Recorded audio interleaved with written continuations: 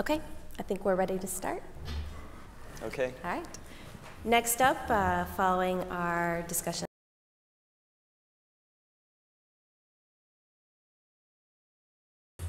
Testing APTs, brilliant. Thank you for waking up and coming down, and thank you very much to Juan for covering a couple of things that I now don't have to. I particularly want to say that if you don't agree that cyber espionage is part of bigger espionage, then probably what I'm going to talk about, you won't agree with much of that either. I'm going to talk about, the way I would put it is Intel-led testing. I appreciate not everyone has a great relationship with the testers in our world, but I'm going to try and take a slightly different approach. Now, this is my first ever VB, which I know some of you, I reckon at least half of you will find it hard to believe. I've been testing for about 18 years. I used to be a journalist, but arguably not anymore. And one of the first tests I did was in the late 90s, and it was very controversial. It got me into a lot of trouble. And it's because I was finding tools out on the internet and basically creating threats using open source tools, bits of freeware, whatever. And I was using live internet connections as well. And people were saying, you know, are you crazy? This is so unethical. You must not create threats.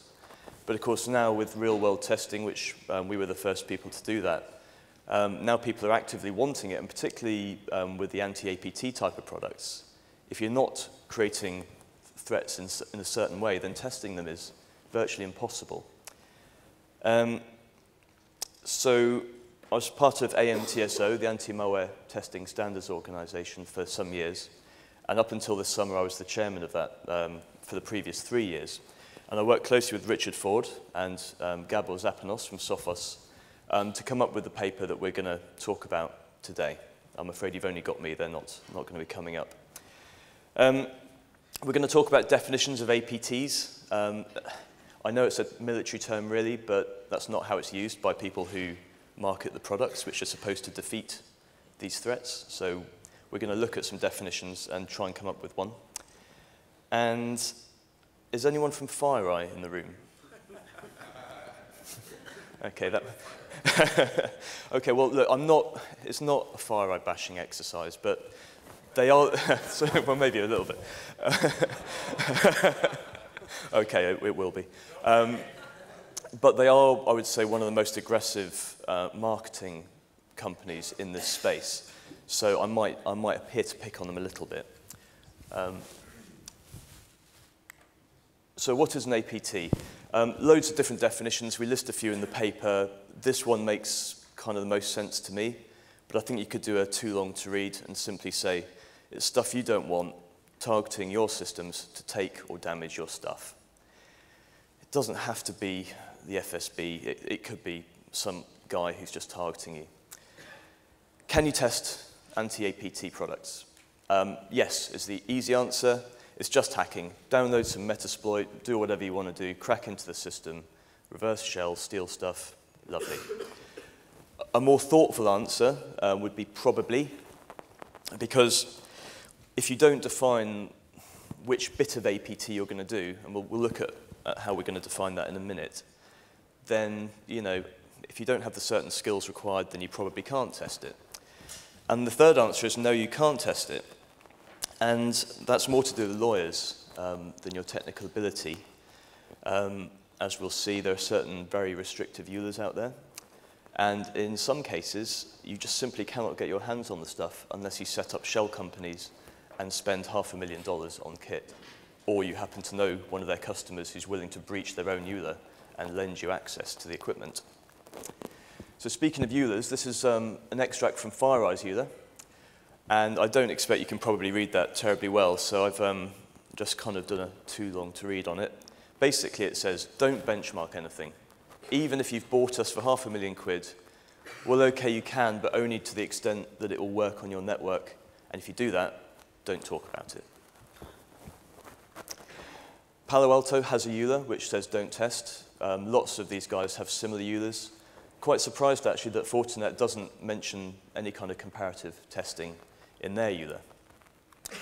Why does this matter? Well, the Electronic Foundation guys, they say that it curtails free speech. Customers can't make an informed decision on the equipment that they buy. And these things are really expensive, by and large. So it's kind of amazing that there are so few tests out there. And those that I've seen often have been not just sponsored, but kind of, I would say, biased. So to get to how attacks work, you'll all know this. You've got your reconnaissance stage all the way down through the kill chain to completing the mission, which probably, well, it could be stealing a piece of data, or it could just be being persistent for the next 5 years.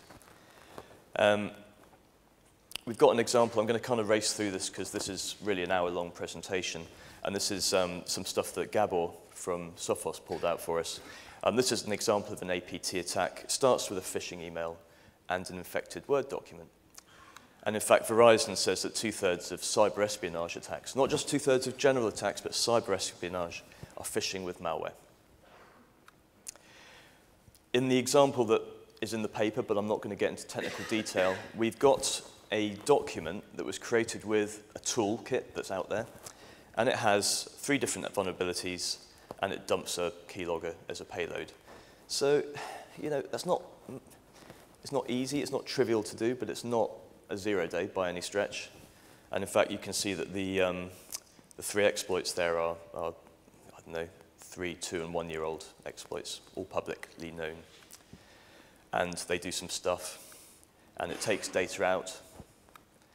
And the products that we all play with or make or want to know about, they have layers of defense by and large.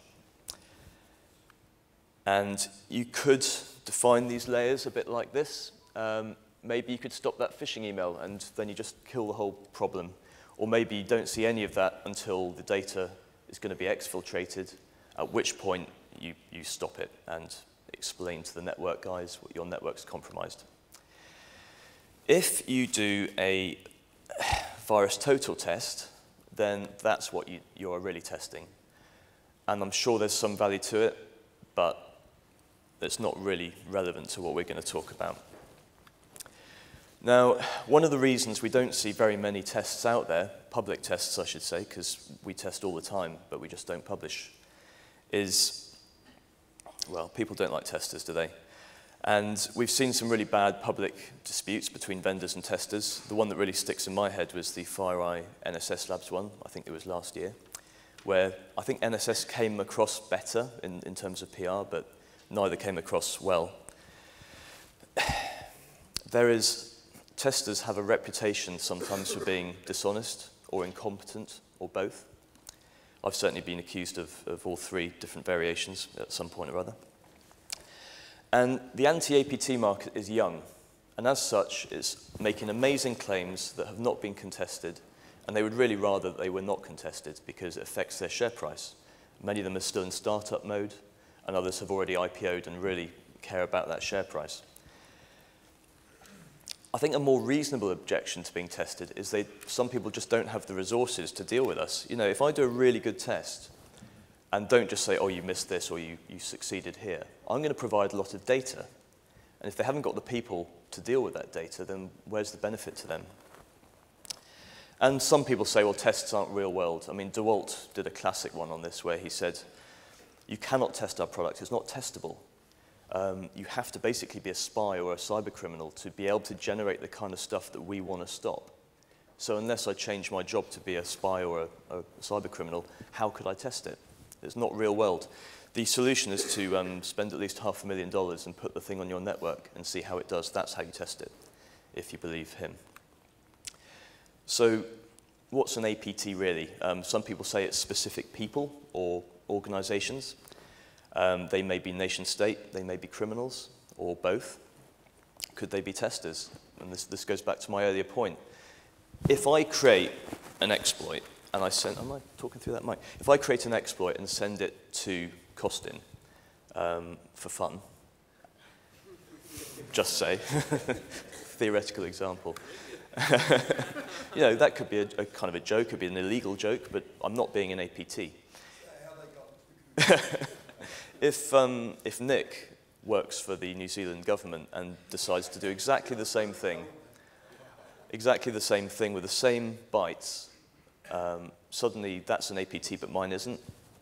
It doesn't make a lot of sense to me. And certainly in the nature of a test, there's no practical difference between the two things.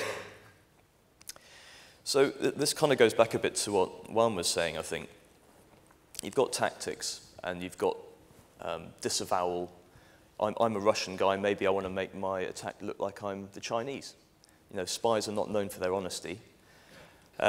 So just because I've got a bunch of 0 days in my pocket does not mean that I want to or should use them against certain types of targets. So doing an APT test does not mean necessarily using the absolute most sophisticated threats available to you, because that's not what they're going to do. Not always, anyway. So here's an idea. Here's how a tester could start to scope out their test. If we look at the abilities of those actors, at one level, they might have 0 resources, and at another level, they might have infinite resources. They're the neo guys know nothing, can maybe send an email that says, please send me your password. And at the extreme other end, they may have the Dooku-type framework or Regin or whatever. And then you've got stuff in between.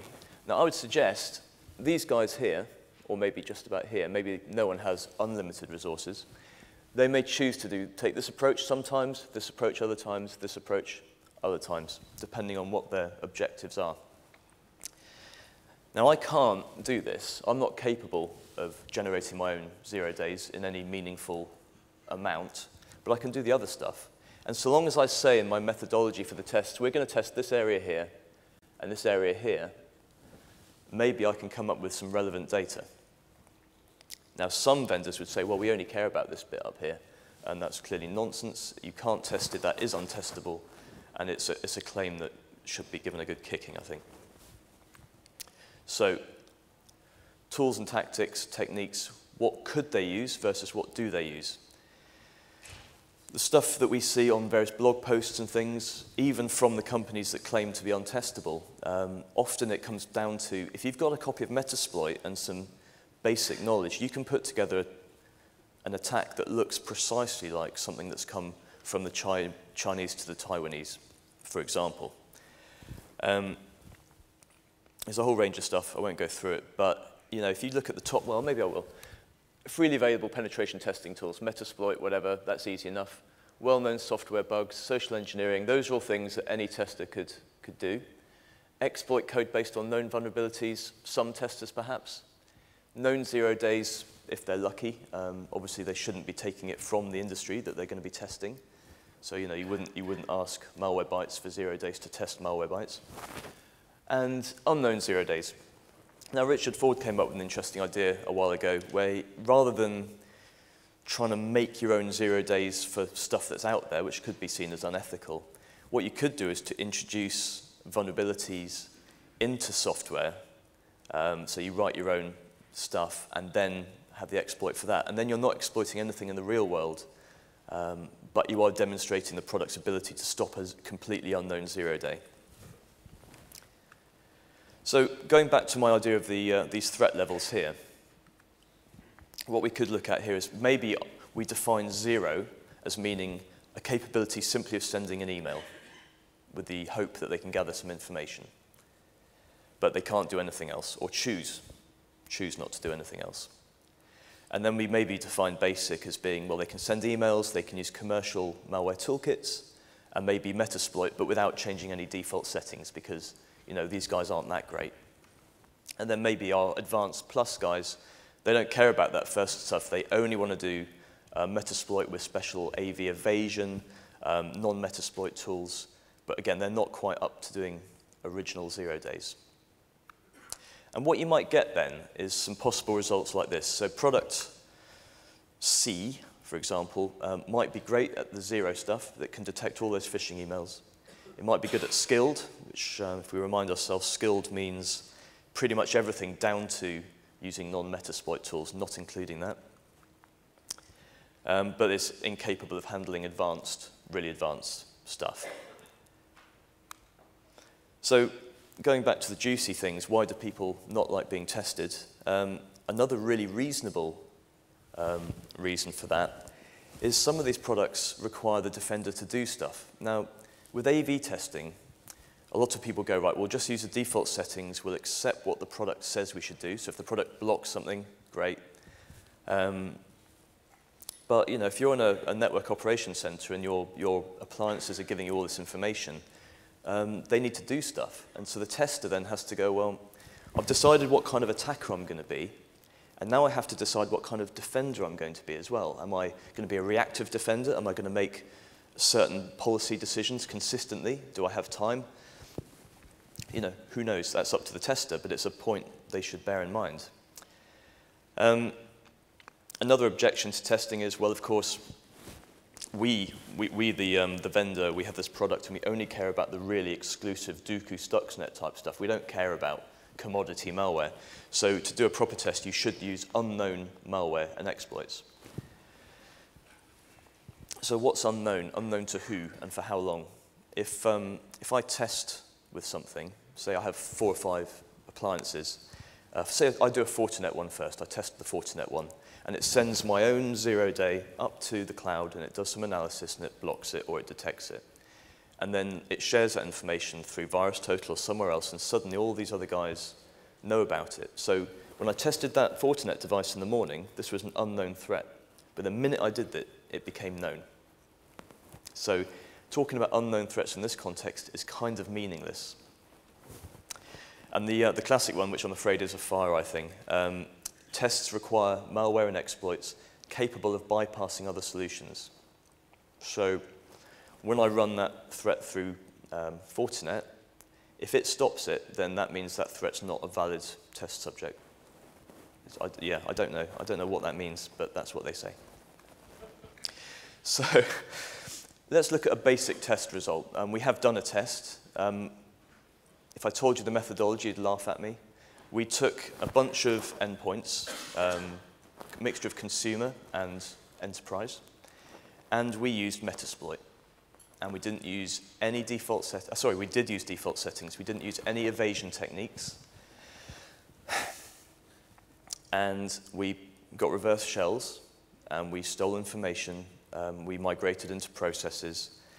We did all sorts of things except try and be too clever about it.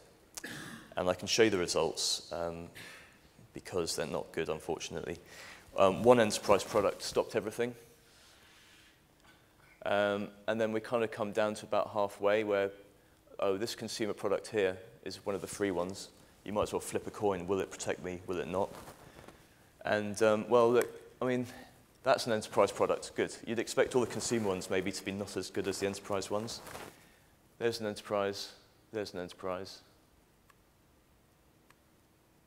And that one down there is a very well-known enterprise product. Not just the antivirus scanner, the entire suite that should be on there with a firewall and scanner and heuristics and all that kind of stuff. It stopped 4 out of the 25 default Metasploit threats. And it so happened that when we were doing one of these, one of the ladies in the lab who was doing the attack, she was just about to get to the point where she was going to migrate the process into Explorer, which was the way we were going to do it. So Internet Explorer gets caned, we've got access, we then migrate, and then we do our other naughty stuff. And she had the list of processes up, and there was Explorer, and it just so happened there was another vendor in the room who'd come for a visit. So mischievously, I said, you see the list on processes? I can see the antivirus agent there. See if you can migrate into that just for a laugh. And she did, and it worked. And what I regret is that we didn't go back and redo the whole test and see how many of those agents were vulnerable to that, because if you're infected, the last thing you're going to turn off is your antivirus program, I would guess. And that's where she was hiding. So that's a really basic test. We thought we'd take things up a level a few months later, and we took some live web threats, which is what we generally use for testing anti-malware products. Like they're all exploit-based, all sort of attacking complete end-to-end. Real website, endpoint, forensics, did this thing get stopped? At what point did it get stopped? We did 75 of those, 75% of those, and 25% of our targeted stuff. Now, we did turn the targeted stuff up a little bit now, so we start using our own shell code and things like that, just to see if it would make much difference. And I would say this is maybe a bit of a baseline test. I think if things fail this test, they've got some really big QA questions to ask themselves. And we did this not against all those endpoints. We chose a couple of really big endpoints, really big enterprise ones, and some really big, well-known appliances. And I'm not going to tell you which ones they were, I'm afraid. We're going to call them appliances A1, A2, and A3, and endpoints A1, E1, and E2. And this is what happened. So the endpoint, I think this may have been the same one that did well in the other Metasploit test, did really well. Appliance number 1 did really well. Appliance number 2, endpoint number 1 didn't do quite so well. The yellow stuff is what we would call, what would I call it? Neutralization. So if a threat comes in and the product stops it executing on the endpoint, that's a defense, that's green. If the malware comes down and operates on the endpoint to a certain degree, but then gets kicked off again, that's a yellow neutralization. And a red is obviously very bad, because that's a compromise.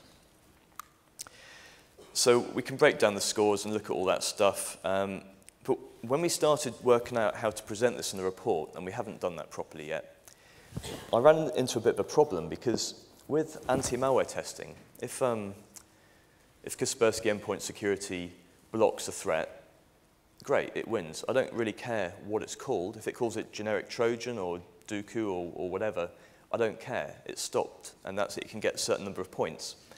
But with these products, a lot of them are supposed to provide information for someone to do an investigation afterwards. And so if it says generic Trojan, that's no use to me whatsoever as an incident response person. So we need to come up with a way of scoring these products, and we need to factor in things like where did the attack come from, where did it go, and loads of other metadata. And some products, I'm sure, will give you lots of metadata, and some will give you minimal metadata. I'll let you take the picture, then I'll move it. There we go. Okay. So this is just kind of an example of what I'm talking about. If it says an exploit kit, generic exploit kit, whatever. If it says, and I know a few products will block at the browser and just go, bad reputation, won't tell you anymore. Okay. In an AV test, that's all right, not in this. And then if you get Stuxnet, then yeah, you've got other problems, I think. So I'm going to wrap up in just a couple of minutes so we can do some questions. My advice to any tester that wants to do anti-APT testing would be really clear on what you're trying to test. You don't have to do the full range. Don't be put off by someone saying, well, you can't do 0 days, so you can't test our product. But say what you're doing and don't extend your conclusions beyond what you're trying to do. Ideally, test the full layer from very early part of the attack right to the end if you can. And if an attack succeeds but you can't get any data out of it, then it's of minimal use unless it's going to be like a sabotage type attack. So, exfiltration is probably required. I'm putting my personal details up on the screen because I'm doing this talk within the context of AMTSO and not Dennis Technology Labs, which is where I work. My name is Simon. It is not Dennis. I think at least half a dozen people this week have called me Dennis, and that's normal operating procedure, I understand. So thank you very much for your patience. And if you can't get your question in before the end, I'm going to be here till about 6 o'clock this evening, knocking around, so just come and find me. Okay. Are there any questions? Do we have any questions from the audience? All right, got one over here.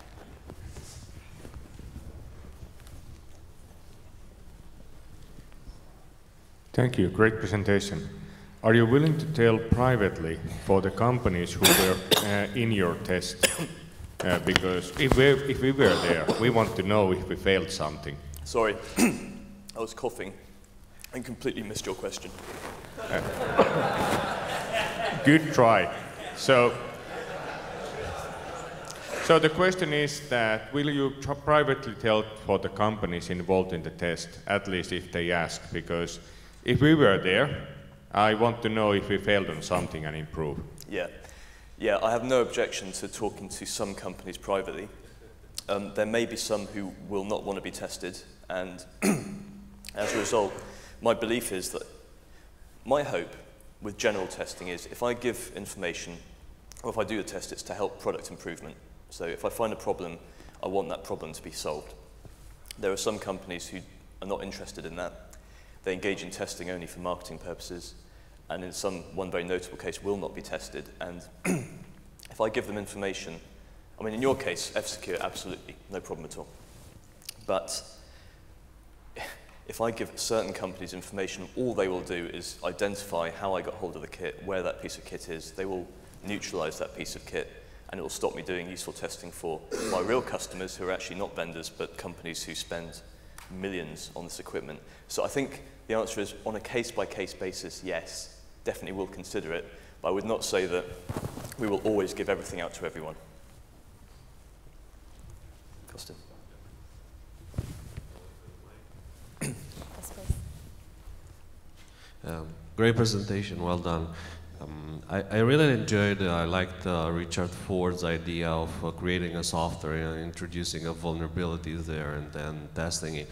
However, I think that would be a bit unrealistic. Maybe I'll just give you an example. We have some special mitigations that will detect exploits against Internet Explorer, and they will work fine with most IE 0 days, but they will not work with that particular piece of software because the defense is not fine-tuned to that specific software.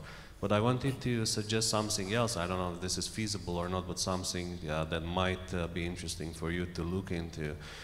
Companies such as ZDI, they purchase 0 days and then they report them to the vendors for patching. So if you could work with such a company and get access to real-world 0 days and then use them for testing, maybe that will be maybe a bit more realistic. Good idea. Richard, do you want to say anything in response? Well, yeah. So yeah, it's not a cure-all, obviously. You could do it with various plugins. It doesn't work for everything. There is a large section of software, though, where the exploit detection itself does matter. Things like some of the open source servers. If you did that in Apache, for example, everyone's building their own Apache, or many people are building their own Apache in a customized way, at which point. So it's not going to do everything. And I think one of the things Simon and I really believe in is that you have to point out the limitations of your test and not over-examine it.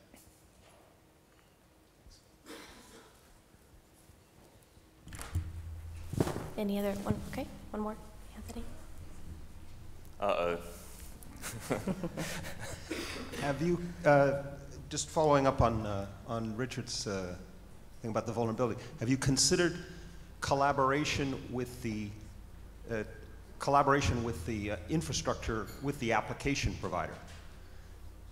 In other words, the way to introduce the sort of fake vulnerability is to have, in the case of the IE, have Microsoft introduce it as a 0 day, when in fact it's been done in collaboration with the testers. I'm sure that's a good idea. I have not considered that. Actually, Microsoft does do that from time to time. Mm-hmm. I'll make no commitment on that right now. All done? Said I'll make no commitment on that right now. No. Any other questions? I have one if no one else has one. So I like the way you did some of your scoring, and I think in the case of an APT test, that's probably a test where prevalence probably doesn't matter, because if you have one, that's one too many. But would there be a way, you talked about the Verizon report and how most attacks get through. So would there be a way to take data like that and weight the score of the products you test so that there's some statistical probability that relates to the final score of how well they did? It's possible. If I'm an expert at anything, it's not statistics. I know nothing about statistics. Maybe Eagle knows loads about statistics. I'll ask him. Cool. Okay. Any other questions? Okay. Thank you, Simon.